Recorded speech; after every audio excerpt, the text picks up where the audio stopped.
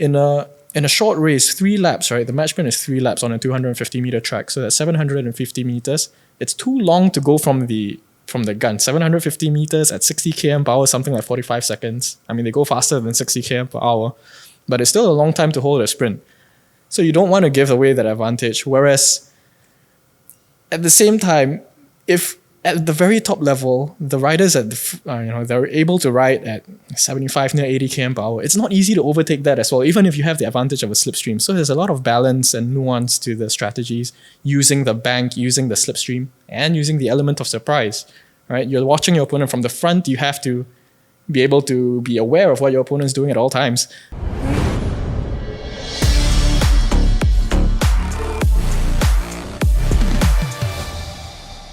Welcome back to another episode. We've got a special one here today. We've got Elias. Let me just give you an introduction of Elias. He is a 6 UCI Asia Cup medal, 1 gold, 1 silver, 4 bronze in the SEA Games 2017. Qualified for the World Cup and World Championships 2021. He's also the national record holder for the 200 meter TT and kilometer TT. 2016 Singapore Road Race national champion. And he recently retired last year due to an injury. And he's currently studying and organizing he's organizing races and he's coaching. So welcome Elias into the Oompa Loompa Cycling Show. Thank you, my pleasure. The first time I've met you or seen you was the recent Wheel to Dream that CycleWorks is recently organizing, which I think is a great initiative. We will try to speak about that later on. Yeah. And of course, now on my show or on my podcast, I generally have a lot of road bikes, but this is the first time we're going to have a track bike, and I think it's something interesting and something very different. Obviously, there's a lot of differences between a track bike and a road bike. I mean, racing in itself is a whole completely different ball game. Look at our physique. You look like you're going for a weightlifting championship. Again, welcome to the show, and could you just give us a bit of background? So, by the way, everyone who's watching, Elias, I just found out is related to the CycleWorks owner, so Kenneth and Mr. Yusof. So he's the son of Mr. Yusof. So as we were speaking offline just now, I was asking you, how does it feel like, being the son of someone who started the big brand here in Singapore, Pinarello? Obviously, you ride with their bikes, and what do you have to say for that? I can say nothing more than I've been extremely fortunate, and as someone who was in my younger days very aspiring to become a competitive racer, and thankfully that dream was met. I think yes, CycleWorks and my parents were a very, very, very, very influential, factor in my, I would say, relative success in competing in the bike. And straight into the tough questions. The first one I would like to ask is if it wasn't for your parents or your dad for starting CycleWorks, do you think you would have gotten into cycling or being a track cyclist? I think yes, I feel like I'm very naturally inclined to enjoy this sport. I think cycling is an enjoyable sport for everyone in general, right? I don't think I've ever met someone who says, no, I really don't like cycling. But then again, that's with the circles I'm in. Yeah. So maybe I would have competed, but I'm pretty sure that it would have been a lot more difficult for me to find success if not with the help of CycleWorks and my parents, of course, like I said earlier. As far as track cycling goes, yeah, I'd say there's still a big influence with how I was given so many opportunities to compete, both in this country and in the neighboring countries like Malaysia and Thailand. So when I was younger, I might have showed a little bit of talent, at least winning some local races. So my parents were very willing to explore that ambition and send me overseas, like I said, to neighboring countries where I could try all varieties of disciplines. So I did everything from mountain bike, time trial road racing, and then also track cycling, because Malaysia has a very big track cycling scene with a lot of superstars in the sport from off the track.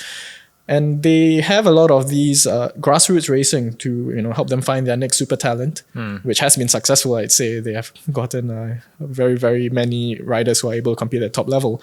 So benefiting off this, I was able to try and compete at these entry-level races. And having found success on the track, we all believe that there was potential, that a Singaporean, even though we don't have a track, it is possible that we could explore this option and train and race in neighboring countries to get better and hopefully, at that time, hopefully compete at the SEA Games at least, right? Because the generations before and the time of Uncle Kenneth, most of our medals, or if not all of our medals, came from the track. And so, having Uncle Kenneth as one of my heroes, growing up really young, always seeing him at the shop and knowing that he was the best, right? He was the best cyclist in Singapore, and we know that the success was found on the track. I was like, maybe I should try and look for success on the track as well. How did the track cycling start? Because it's not very natural for someone to come up, who started cycling, like, I want to be a track cyclist. We normally just go road biking or mountain biking, right? But why? How did track cycling all start? I'd say that it was just a lot more exciting. So if you compare a scratch race, for those who are unaware about the track events, it's the most basic form of a race. Like most of your criteriums, they're scratch races. So you have X number of kilometers, first one across the line wins, right? So on the track, in the case, it's X amount of laps, and the first across the line wins. If you compare that to a road race, a scratch race on the track is say 10 kilometers, whereas a road race is 150.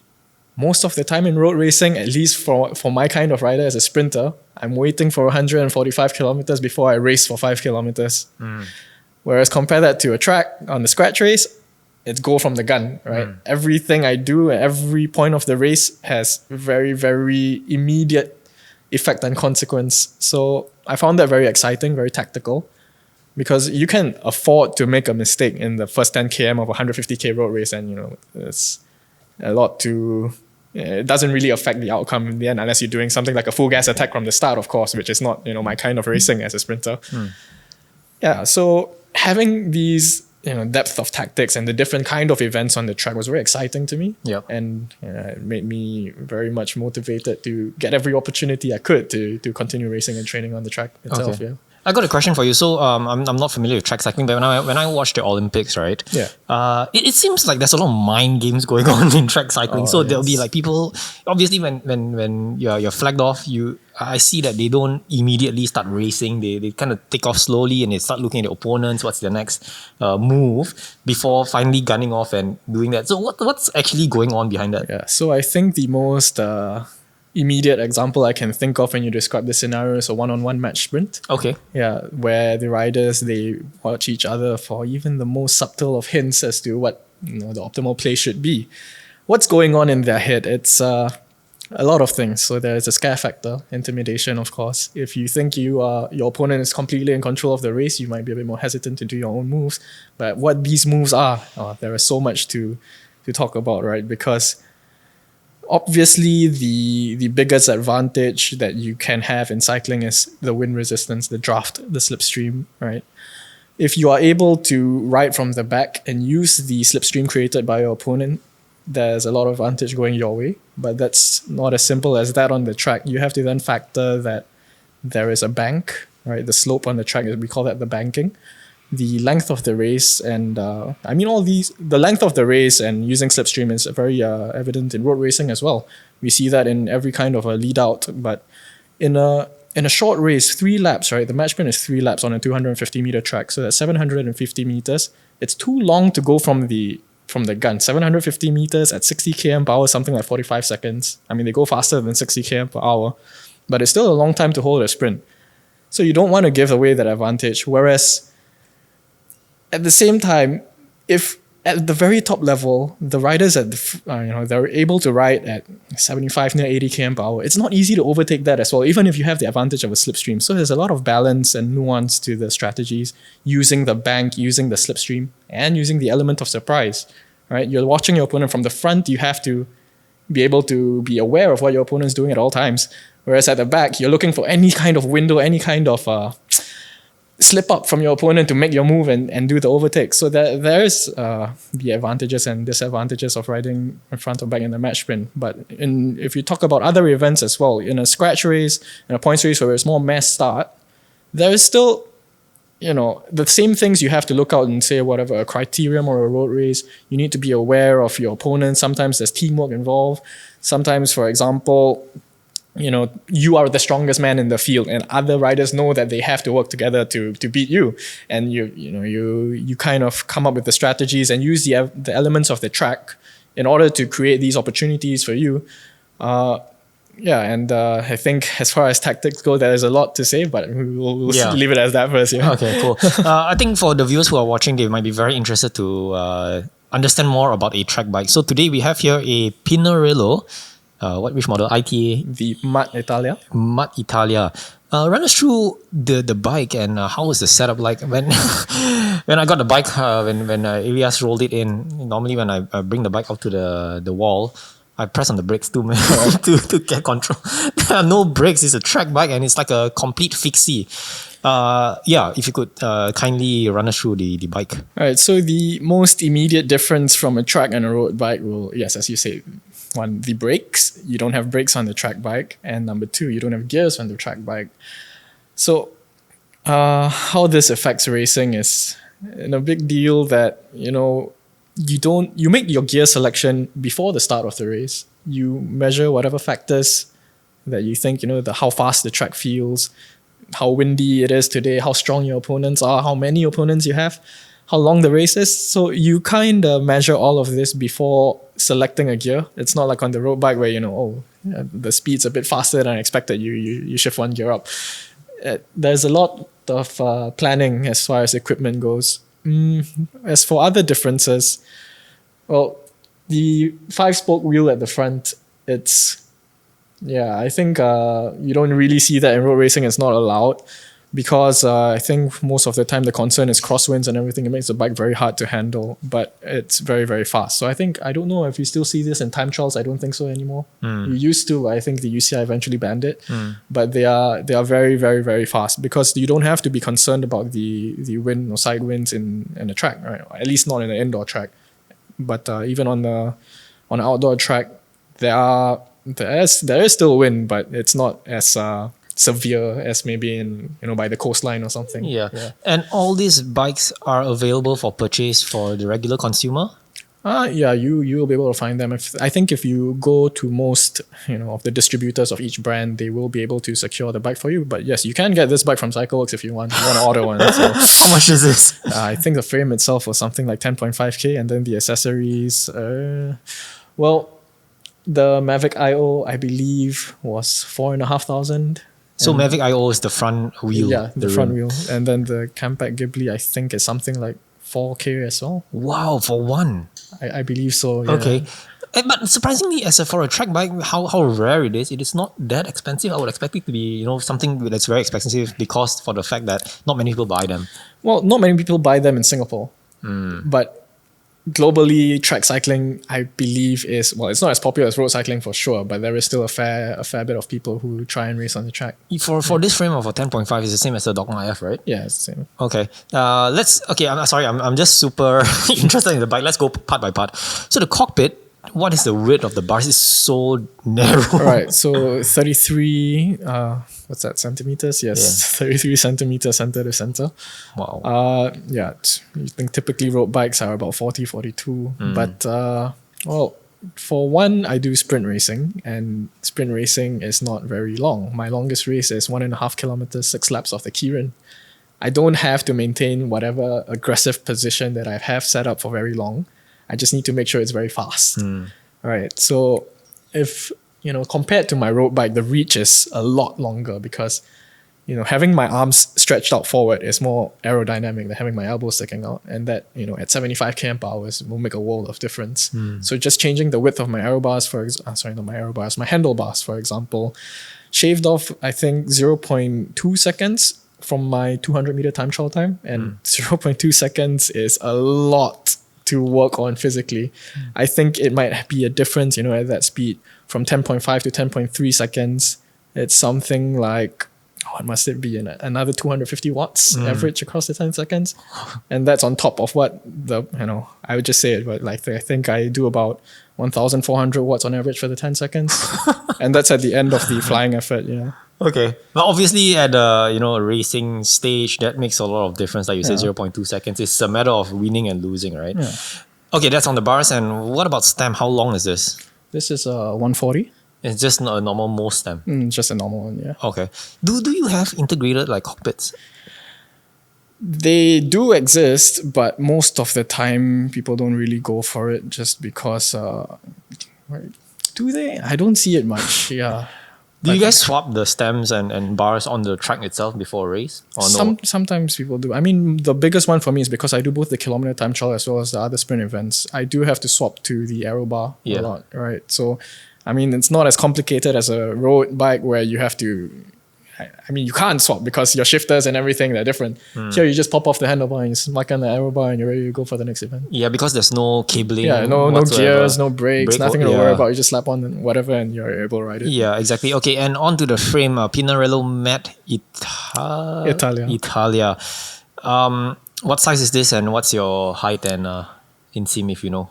All right, so I think I just measured my insim just now in case this was important information, right? So I have insim of 81. Okay. And my saddle height here is 71.5 cm. Okay. It's quite a fair bit higher than my road setup by 1.5 centimeters.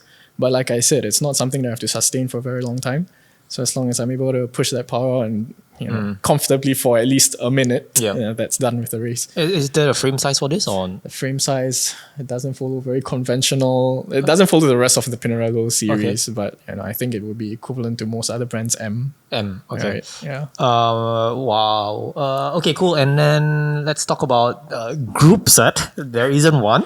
Obviously, this is a humongous chainring. This looks like a small size Pizza Hut pizza chainring and a very small cassette. Tell us about this. All right. So it's not exactly a cassette anymore because it's just one sprocket. All right. So what I have on today is a 60-13. 60 for the front chainring and 13 for the back. Okay. Where in racing, most of the time for the sprinters, they go up to maybe 63 or 65, 12 or even heavier. Some guys are really, really strong, but there's still a balance to be had between having a big gear and good RPM, good cadence when you race. So there is. Some riders are better at riding really big gear. Some riders are better at spinning really fast. So it's still up to each athlete and their coaches and scientists to understand what's best for you during the race. Right. But I think typically this is one of the go-to gears I have if I'm not so familiar with what the level of the field will be. This is something I'm comfortable with pushing. Yeah. But of course, when I go to say the Asian Championship standard and the times there are absolutely ridiculous, top speeds of 77, 78 km per hour. That's fast, man. Yeah, I have to go for a bigger gear. Okay. And you said sometimes depending on terrain or conditions of the track, you would change out the chain ring. Correct. When you do that, wouldn't the chain, you would need to change that because of the length? Yeah. So if you look at the back, the dropout is actually, there is a little bit of play. It can slide forward and back. But of course, that's only maybe for the 3 or 4 teeth difference. Okay. But I do have different chains when I go for racing or training. So especially during training, I'll come in with a warm-up gear. So it's something, relatively tiny, a 48-16. Yeah. And that's a lot shorter chain that I would have for what I have on right now, which is 60 chainring. So we do have to, like I said, it's not as simple as a click of a shifter. We have to swap out the chain, swap out the chainring, swap out the sprocket. Wow. It's a little bit of work, but it's just the demand of the sport. And you have a SRM power meter. Yes. Why SRM in particular? Do people use pedal-based power meters? I'd say that some people do just because if budget is a limit, right, where you have to train both on the road bike and the track bike, then having one power meter, the pedal would be the easiest to swap over, right? I think it's the same case for people who ride time trial bikes and road bikes. It's the cheapest way to get both, but I would say, as far as I'm aware, that the pedal power meters are not as accurate or precise compared to the Spider ones? As the SRM at least. Yeah. Oh, SRM, okay. And these are just regular Ultegra pedals, I'm going to assume. Yeah. But you have this strap on. Right. Is it necessary? Absolutely. I think if you guys, if any of you were at the last Wheel to Dream Cup, I think it was in November, where I did a little bit of sprint in the Kirin. You'd notice that my cleats kind of popped out of the pedal when I went for a sprint, because that's on my road bike. The cleat isn't tightened as hard, and of course I don't have the strap. So with the amount of power that I sometimes sprint with, I'd say the straps are quite necessary to put my feet in place. Yeah. Okay, cool. And saddle is it looks like a time trial saddle. Right. So it's just a personal preference for me because, like I said, I do the kilometer time trial as well, and a lot of times with the sprint position, like I said, it's very stretched out, almost like an aero bar, just right wider.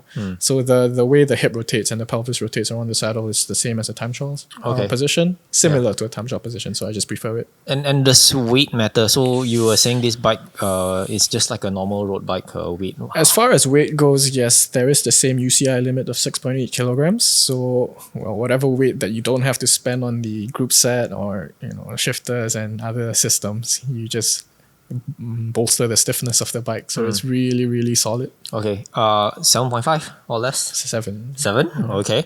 And tires, I'm very interested in this one. Are these clinchers, tubeless, tubular? Oh, definitely tubular. Okay. Always For weight? tubular. It just rolls better, I feel. Okay. But the tubular seems to be, for now, it doesn't seem to be very popular in road biking anyway. I think it has to do with how smooth the track is itself. Right? Yeah. Are these like track-specific tires? Definitely. What tires are these? These are, what do I have on now? Victoria Pista. Pista. Yeah, Victoria Pista. They're also a lot narrower than a road tire, if you notice. I think these ones are 21. Some riders prefer 19, but I think 21 is a bit more of a sweet spot because we do in Southeast Asia, we do still have outdoor racing. And outdoor tracks aren't necessarily, or they aren't usually as smooth as indoor wooden tracks, right? Outdoor concrete tracks in, say, Thailand, they are bumpier than say the indoor track in Nilai near KL. So yeah, 21 is a little bit more of a leeway buffer for the rougher tracks. Okay. Do you have a cycling computer? I didn't bring it. Okay, but which one do you use? SRM PC8. Oh, PC8. Yeah. Okay. Why don't you go for Garmin, Wahoo? Or you've just been stuck with that for... I've just been using SRM for a long time, so I never bothered to change or never considered changing, rather. It does its job. But when you're racing, do you have time to even look at the... Oh, no, you're not allowed to have your display. Oh, okay. Yeah, but is there a reason most why? of the time, you have the SRM strapped to the back of the saddle. Yeah, because, it's a UCI rule, but as far as we can try and understand the rule, it's just that, you need to... Everything happens so fast on the track. You just need your focus all the time. You don't want to be looking at your numbers. It's just racing. Okay. That's about the bike. If anyone who is watching has questions, please comment in the video. I'm sure Elias, do you have a YouTube account? Yeah, I can. You'll answer those questions. I'm probably not the right person to answer them. Okay, let's move on. Let's talk about you and fitness. Obviously, for someone like me, is it possible if I try pedaling on your bike later? I mean, sure, but it's gonna be probably a big shock because for at least as far as the gear goes, 60-13 isn't ridiculous. 60 does sound like a big chainring, but if you scale it to say a road bike kind of gearing, it's something near 53-11. Okay, and that's what most riders have. The big difference is that we ride this off from 0 km per hour. Yeah, so like from start, right? Yeah, and to accelerate on this, if you have seen some of the match sprint races, riders are rolling around from 20 km per hour and suddenly within 5 seconds they're at 60, and then another 3 seconds they're at 65 and above, right? So it's gonna feel a lot different from trying to accelerate on a road bike. I can imagine, but I think it'll make funny content. I mean, let's look at our physique. And all track cyclists, you guys all look like you are going for weightlifting competition. So for someone like me, is it possible to go into track cycling? I would say yes, because not necessarily every track cyclist has my build. I mean, okay, I already lost 10 kilograms from when I was competing. Just by not having as much gym training or not needing to force feed myself to maintain this weight. Because with weight does come power. You can't expect someone who's 65 kg to produce 2000 watts. I mean, I don't know if anyone out there can do it, but if you can do it, that's ridiculous, right? So for me, I was racing when I was about 80 to 82 kg. And I could see the progress with the power as my weight went higher. Of course, this weight has to be smartly built. I can't just get fat and then try and produce another 300 watts on top of that. So yeah, well, that's for a sprint cyclist though. If you look at the likes of Viviani, Cavendish, and other kind of road and track riders, Filippo Ganna, they don't look necessarily like a bodybuilder. The endurance cyclists, of course, they do have seasons where they commit to the track. It's like how you don't see the track season and the road season collide most of the time. The riders will have the road section of the season in through the middle of the year, then maybe near the year end they go to the track and do the World Championships, which is usually in October, right? So they do have specialization in their training, but it's not necessarily become a bodybuilder size type. But that's also the same reason why you don't see the sprinters who do look much bigger than me, 90, 95 kgs. They don't race on the road just because it's not efficient. It's like you have a bike that's trying to shave every gram you could, but then you have a rider who's 95 kgs going to the road. I don't think it's very easy, right, to carry this much weight across 150 km with 2 mountains. Just doesn't make sense. And go ahead. Yeah, so like you were saying, if a rider like you tries to go into the track, you could definitely try and go into endurance track cycling. Of course, riders in that field are also very punchy. They are strong, but they don't have the necessity for the really big mass and the really big builds. Does the brand or type of bike, a track bike, matter in cycling? Oh, absolutely. I mean, of course, if you look at the big ends of the spectrum, where you take an entry aluminium bike versus something like this, you're going to find a lot of improvement. But at near the top, with how much money you spend for a fraction of a gain, it's very difficult to justify spending the cost if you're not, going for really the highest levels. Yeah. For example, this, like I think I mentioned, it was about 22 to 25,000 overall, depending if you include how many chain rings that I have to, equip in myself with the arsenal. Yeah. But you look at some other bikes out there, I think if you Google and you see what the GB riders are using in this fancy machines that they have that cost 50 over grand. Even our neighboring country, Malaysia, I think it was something like 80,000 USD for what they're riding, the WXR. All this, of course, it's not going to see as much. Well, at least I don't know, right? I've never ridden these. I wish to, but I don't have the opportunity to. But I don't imagine that it gives you as much of an improvement as an aluminum bike to this. So yes, of course, the earliest improvements are easy to find. Same with physique and fitness. But once you're really, really at the top end, every little fraction is very difficult to find. And so the difference in cost may or may not justify that. Of course, when you see them winning the medals, then you think, okay, it was worth it. But as for any amateur athlete who's watching, wanting to fork out another 30,000 to upgrade your bike, you might want to reconsider because yes, at the higher end, the improvements are a lot more minute. Yeah. They're a lot quieter, and most of the winning margin comes from the rider. Right. You mentioned about WXR. I've not heard of this brand. However, you said Azizul, a Malaysian track cyclist. Yes. I think there was a video of someone interviewing him, like, oh, how much is your bike worth? And he was like, yeah, it's like super expensive. But it's from a company called Vortec, and it's the WXR. But this bike is going to be used by the Malaysian track sprinters at the Tokyo 2020 Olympics. Which Olympic Tokyo 2020 track bike is the best? So we're going to have the Vortec WXR, the Hope Lotus GB track bike, the Pinarello MAAT that the Italians will be using, and the Look T20 that the French Federation are going to be using. Yeah, they took that name because of their love for cricket, didn't they? They did, French cricket. what brand is WXR, and do they only specifically produce track bikes? I think they only specifically produce that one bike. As far as I'm aware of, they work, the R&D and all is tied with the Malaysians, and they work together to make the bikes best built for their riders. And therefore, with that, they, I think this cost factors in all the R&D, the wind tunnel testing and whatnot, that these bikes are really, really optimized for them. But of course, that's I don't know for sure if that's what's happening, but I think that's what I understand from it. Yes. Yeah. Okay. We've got a lot of questions submitted by my fellow followers and probably people who follow you. Some are very interesting ones that I do not understand, but you might shed some light on this. Sure. Okay, let's start with the first question. Question, you've not seen any of these questions? I have not. First one, can you bring this to the next Wheel to Dream? So tell us about the Wheel to Dream races that you started out here in Singapore. Right. So the CycleWorks and Wheel to Dream Cup, this was a project that me and Kelvin initiated just because my idea after I retired was, hey, I want to go chill, do some local racing if possible.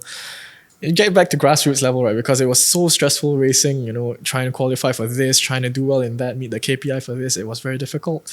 I wanted to go back to enjoying my racing and not stress over it and look forward to some local racing, but it was also expensive. Or, it's not even local. It's going to be like a national championship. So we need to take a ferry over to Indonesia.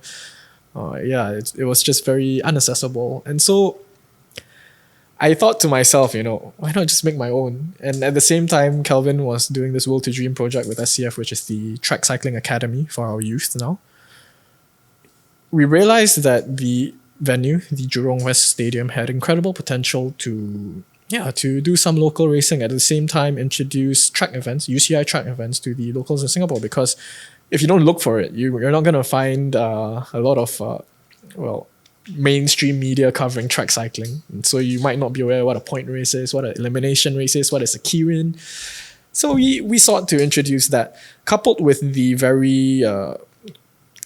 very infrequent, inconsistent racing scene here. I mean, we understand how difficult it is to close the roads to make a cycling race, so no fault to anyone.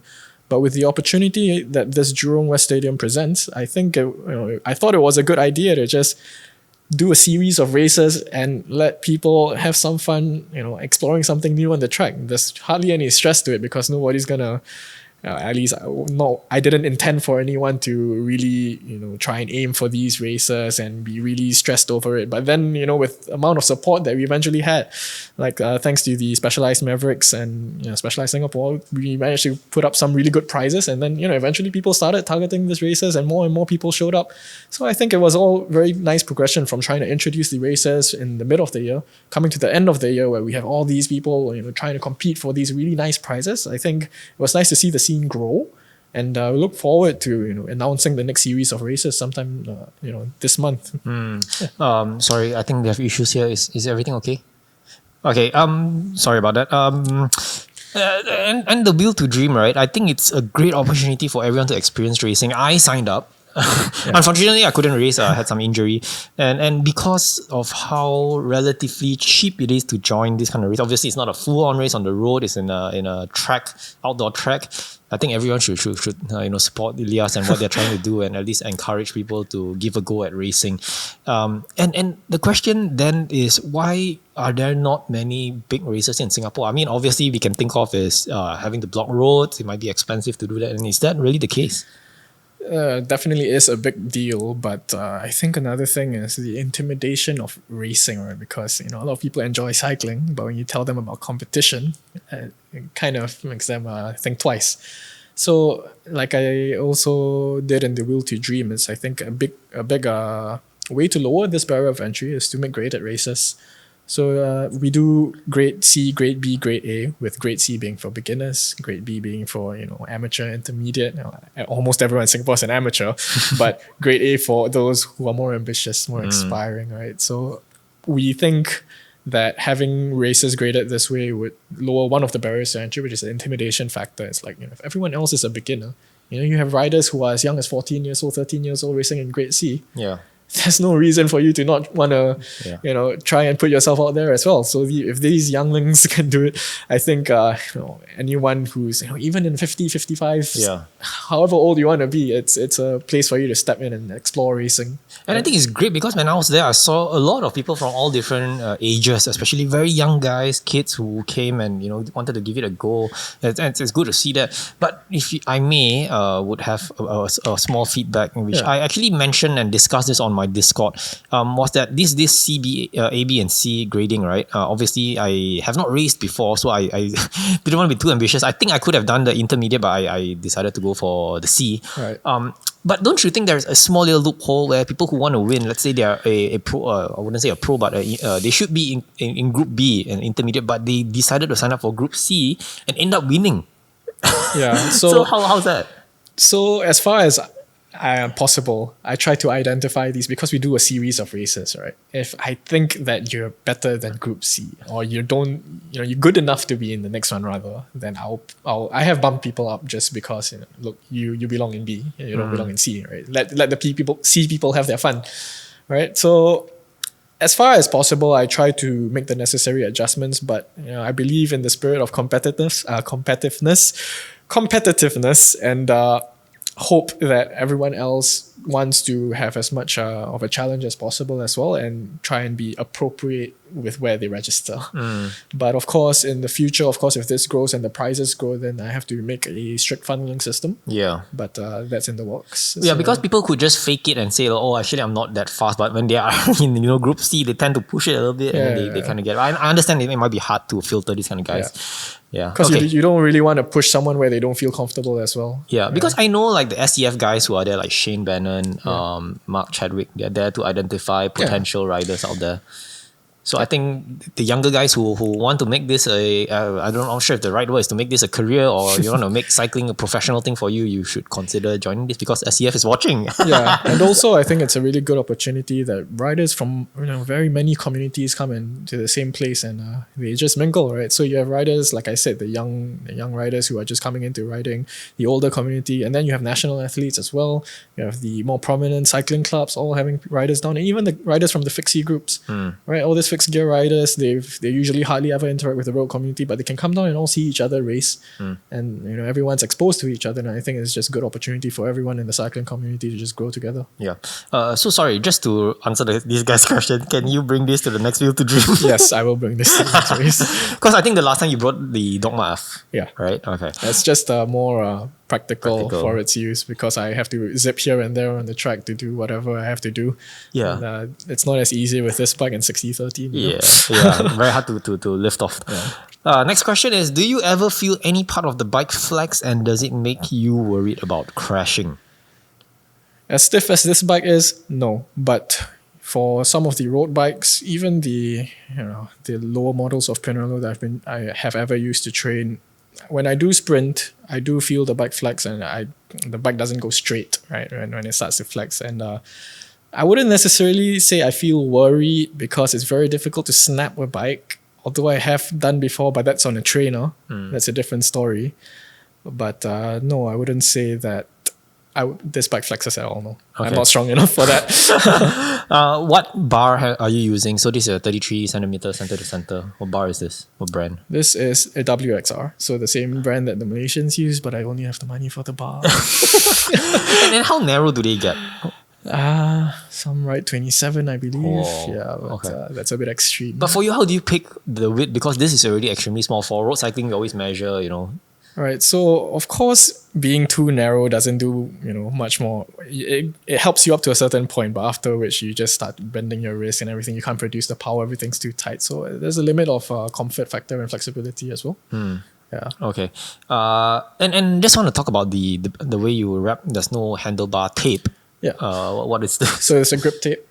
The problem with bar tape is that when we sprint, there is a lot of control that requires a good grip, and like I said, when going over 2,000 watts, sometimes you squeeze hard enough and you pull hard enough that the bar tape undoes itself, and really? it's really tiring to keep redoing it. Wow. So also it's just because it's at the bottom of the bar, right? Because that's the only place we hold. So it's not looped as much as a regular bar tape, so it kind of undoes itself a bit too frequently for my liking. Yeah. But can I get this kind of grip tape? Is it only specifically for track bikes? I honestly don't know. I bought the bar with the tape on. The tape one. It's kind of cool. Yeah. It looks super grippy. Okay, next question. Hot take. Tilted inverted shifters look ugly. If want to go narrow, just use 32 cm bars lah. Well, I mean, if you can do that for 200 km on a road race, then power to you. I don't think I'd be comfortable with that personally. Okay. And from the same user, I love his questions, man. You represent Singapore, but you're riding a bike with an Italian flag. Right. This is just the flag that it comes with in this color scheme, and I think I just really like the blue. It's a nice blue. A lot of that's because I'm red-green colorblind, so being able to see a nice blue makes me happy. Yeah. Who's your idol for a track cyclist? I wouldn't necessarily say I have an idol, but I think the most inspiring rider is Azizul Awang. Azizul. For sure. Is he retired already or still? No, he's still very much active and is going for his next Olympic medal Oh my soon. god. Okay. What are your pair of dream wheels? I'd say these are pretty dreamy, so that's it. Okay, awesome. Yeah. How do I become a sprinter? How do you become a sprinter? Hope that your parents gave you the good genes. Well, I mean, of course, like I said, there's a lot of genetic talent that is for sure a big factor, but there's nothing stopping you from trying to train to be the best sprinter that you can be. There are different capacities of sprinters as well. Like you see a road sprinter, I would dare say that the best sprinters in the Tour de France wouldn't be able to reach the Keirin final in the Olympic, in the track Olympics, because one, it's how they train. Of course, the road riders, the best sprinters on the road, maybe if they did train for the Keirin, they would. But at the current, from what I can guess, from what we see on the road racing versus the track racing, I'd say the track riders would smoke most of the road sprinters anytime. Okay. Yeah. What is your first ever track bike? My first ever track bike was a Pinarello Pista, aluminium bike. Actually, probably, it's still ridden by some of the younger riders of the national team now, just because track bikes are not so frequent to find here. Some of our equipment is recycled. Yeah. And is it because when you got that first Pista was because carbon was not popular at the time, or was it already? No, I was just given an entry model to explore track cycling. Okay. It doesn't really make as much sense to spend 15k on a bike to think that, there's a fun race in Malaysia, let's spend 15k to gear up for it. Yeah. Okay. Another controversial question is on your Strava.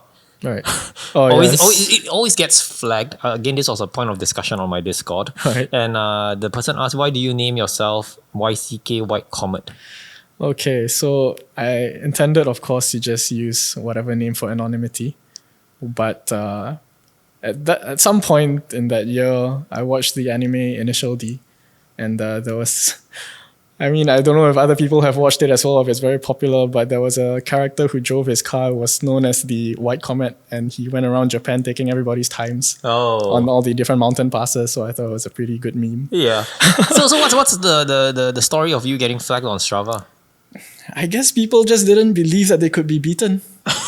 I think, because I see a lot of times the KOMs were set in groups and teams, and I think these riders are pretty strong, right? But for anything under 2 minutes, and for what kind of training I've been through, it's quite unbelievable that somebody who's solo would be able to just take these segments like that. So maybe that sparked a lot of suspicion, especially with my desire to remain anonymous, of course, which I've recently withdrew. I put my name on now properly, but still I'm getting flagged, so I don't know. Maybe I'm just not as prominent as I wish to be. But I think it's getting really annoying trying to unflag myself all the time. Like, I even leave comments on the Strava, right? Like, if you don't think this is real, just challenge me. I'll come up, I'll show up, and I'll try and beat you. Yeah. Right? And then maybe you stop flagging me from there. But of course, everyone just remains behind the computer screens and starts flagging. Yeah.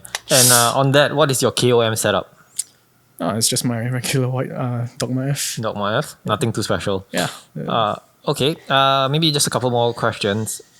How long have you been cycling and coaching? How long I've been cycling? Well, I think cycling for as long as I can remember, but competitively, I'd say probably starting when I was 14 or 15. Back then, the Cycling Federation had this program called the Youth Development Squad. And from there, I was able to start exploring all options to race overseas. And then it just took off from there, got into the national team really early, and just had the support all the way. Okay. Last one. Who do you look up to the most during your racing journey? As a cyclist, like I said earlier, Azizul was a big inspiration because, well, a lot of it has to do that we're both Malay, right? And if he can do it, why not me? But obviously he's done a lot more than me. It didn't stop me from trying though. So I thought it was very inspiring, not just Azizul, the whole Malaysian team and what they were able to achieve, right? And even beyond that now, not as a racer anymore, I think it's quite a model infrastructure to look at, and how they are able to produce, the Malaysian riders to race at the highest level. It makes it seem possible that if I can, share my experiences with the next generation and give my own input and help try to build something up, that, it is possible for us to see something grow with at least track cycling, if not all of cycling, that we can kind of compete at the highest level as well, just like the Malaysians can. So, rider, yes, Azizul is obviously inspiring to a lot of people, but the whole Malaysian setup. I think it's a good model for us to try and follow and bring us to the same level. So if on possible. that, what do you think is lacking in Singapore racing, track cycling that Malaysia has, and what can Singapore do? Well, the most obvious thing is definitely a track, right? But Is that in the works? we hope to. Yeah, I think Singapore Cycling Federation are coming up with a plan for it, and we hope to see one, hopefully in the next 2 to 4 years, if possible. But Unfortunately, land constraint, right? land constrained, just a lot of other red tapes that I might not be aware of, so I can't really comment too much. But if we do get a track, I think it's going to be a great opportunity for current and the future generation to just not even just for the top end of racers, but everyone in Singapore would be able to be able to explore this wonderful world that is the different events in track cycling, the niche and the nuances that the depth of tactics and everything in track cycling. I think it's a lot more complex than what some people might make it out to be. It's like, oh, it's just racing, but in an oval. It's really not. It's why the lack of a track was one of the biggest barriers that we have to go and cross. Like, I could have the best VO2 max or whatever, the best FTP in the world, but if I've never ridden on a track, I wouldn't go and win the world championships in a scratch race or a points race. I wouldn't be the fittest rider there, but there's so many things that I lack if I don't have the opportunity to train on the track. Yep. So that's I think the biggest thing I can point at. Yeah. And Awesome. hopefully we see that change soon. All right. I think we have come to an end of the podcast. And Elias, thank you so much for coming and My pleasure. giving us an insight into track cycling. And I hope this inspires fellow Singaporeans to look into track cycling if you're thinking of it. And I'm sure you guys can reach out to Elias and have a chat with him. I mean, the best opportunities to do so would, of course, be these Wheel to Dream Wheel to Dream, events. guys. Yeah. Join Wheel to Dream. I'll join the next one. And free airtime. We've got 3 cameras here. You could pick anyone to look into anyone if you have any message you'd like to pass across to anyone here. I think if you are trying to be a competitive cyclist, you should really, try and cross whatever barriers, find opportunities to mitigate whatever you think is restricting you, right? To just try and chase this dream with whatever string you can pull on, right? Just go for it. Of course, a lot of times people face various difficulties, be the number of hours they can train, or a younger rider, a younger male might have to eventually go through NS. But having I wouldn't say I'm a model to follow, but I think as myself, having gone through what it takes to be a student athlete and an NS athlete and then an athlete after that, I would say that if you're committed enough, it's possible, right? Yes, I might have a lot of support from CycleWorks and whatever other stars that align for me, but I think if you are hungry enough, you'll be able to create your own opportunities. Wow, wise words. I fully agree with that. I think if you're hungry enough, you will know to figure out your way. You don't need, you're there to be a bike shop owner to be able to do it, and you'll find your way there. Yeah. Thanks you so much, Elias, and round of applause for Elias, guys. Thank you so much for coming. My pleasure. All right, we are done. Cool.